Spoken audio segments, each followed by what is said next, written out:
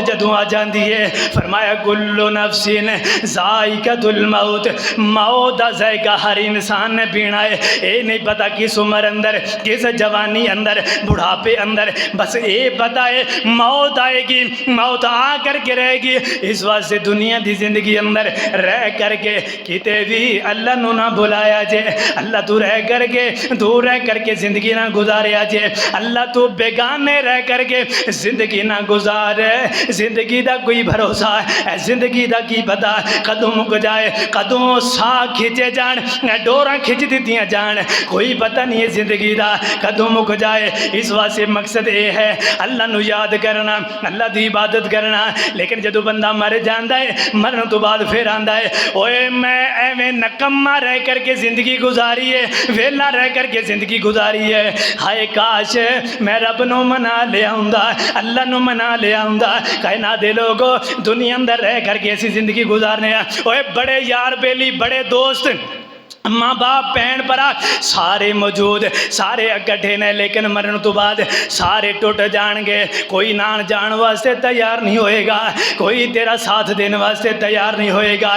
दुनिया अंदर बड़े लाड़ करने वाले होंगे, दुनिया अंदर बड़े हमेती होंगे, बड़े यार बेली होंगे, लेकिन मरन तो बाद पता चलता है ओए जिन्हां दी खातर मैं दुनिया अंदर लड़दा रहा, जिन्हां दी खातर मैं दुनिया अंदर फराड करदा रहा, जिन्हां दी खातर दुनिया अंदर धोखेबाजियां करता रहा, अज कोई भी मेरा साथ देने वास्ते तैयार नहीं है, मेरे नाल जान वास्ते तैयार नहीं है। ओ लोग जेड़े गया कर दे, वो यार बेली जेड़े गया कर दे, ओए दूर ना होई, मेरा दिल नहीं लगता, मैनू जनाब अंधेरे अंदर डर लगता है, मेरे को दूर ना जाए।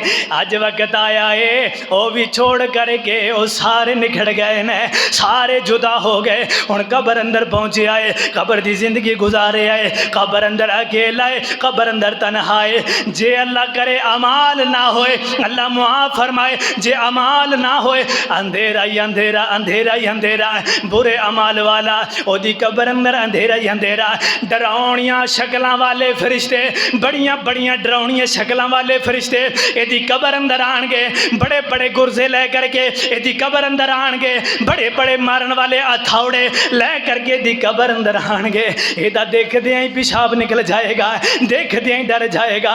कायनात दे लोगो अज दुनिया दा थोड़ा लगे, असी जनाब उन्होंने बड़ा महसूस करने, माड़ा जिहा हाथ अंदर लग जाए, सूई लग जाए, असी बड़ा बर्दाश्त करने, बड़ा महसूस करने, लेकिन कायनात दे लोगो ओ हथौड़े होणगे। फरमाया दुनिया दे पहाड़ अंदर एक थोड़ा लग जाए, पहाड़ रेजा रेजा हो जान, ते जदों मुर्दियां दे उत्ते लगेगा ओए उन्हां नाफरमानां दे उत्ते लगेगा। कायनात दे लोगो उत्ते कौन छुड़ान वाला होएगा? मारी हाँ आवाज़ा ओए मेरा बाप आए, यार बेली आए, फलां अजीज़ो कारब आए, फलां दोस्त आए, फलां बेली आए, कोई नहीं आएगा, ओए सुनेगा ही कोई नहीं। ओए जेड़े टुर गए ने वो आन दे रस्ते ही भुल गए ने, ओए टुर गए ने देखो हाँ वड वडेरे वो किधर गए ने, आएंगे नहीं आएंगे, असी चले जाना है। कदे जा करके किसी ने किया है मेरा बेटा मर चुका है, मैं खाना जा करके दे आवा, मेरा बेटा कब्र अंदर जा करके पे आए, मैं जा करके हाल हवाल दे पहुँचावा, मेरा फर्जंद कब्र अंदर पे आए, मैं जा करके पानी पिलावा।